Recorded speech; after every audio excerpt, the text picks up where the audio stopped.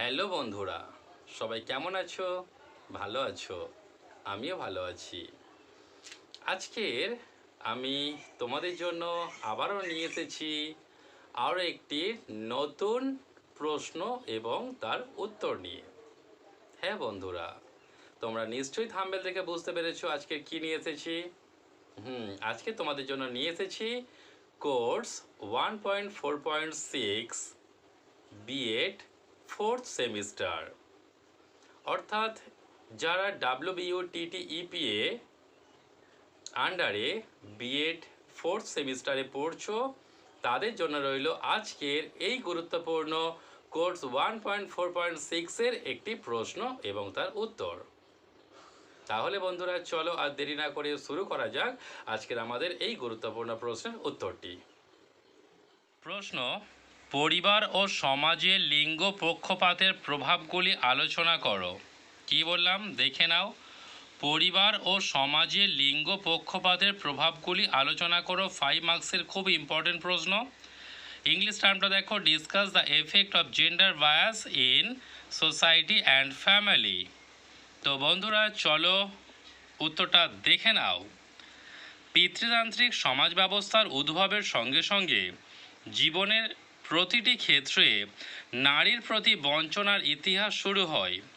সামাজিক, অর্থনৈতিক প্রভৃতি জীবনের নানা ক্ষেত্রে নারীর প্রতি বৈষম্য, নারীর জ্ঞান, সম্পদ ও ক্ষমতার অধিকার প্রাপ্তিতে বাধাবদ্ধ মূল হয়েছে।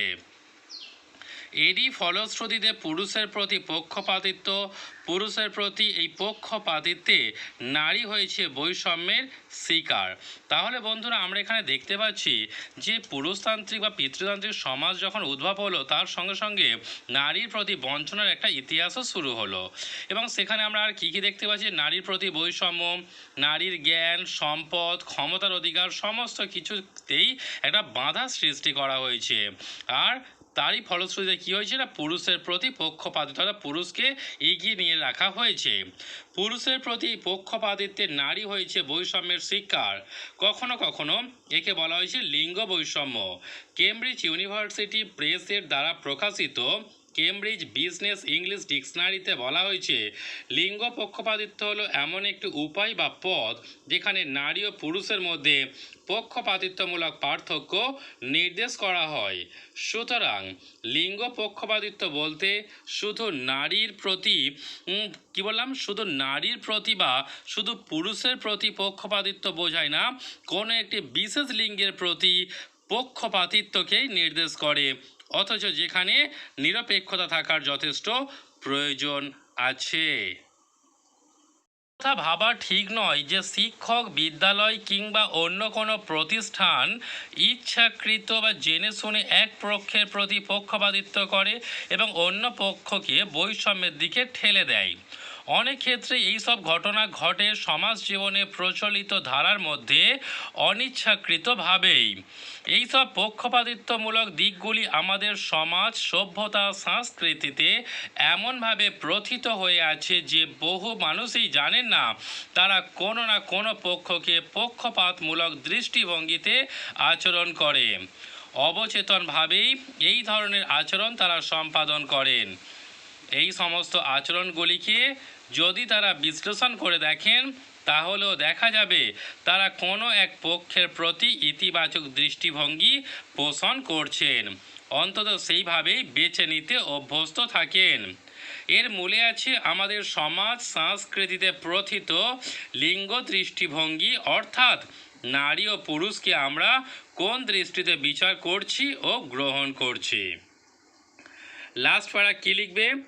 লিঙ্গ পক্ষপাতিত্ব হলো এমন একটি উপায় যেখানে নারী ও পুরুষের মধ্যে পক্ষপাতিত্বমূলক পার্থক্য নির্দেশ করা হয়।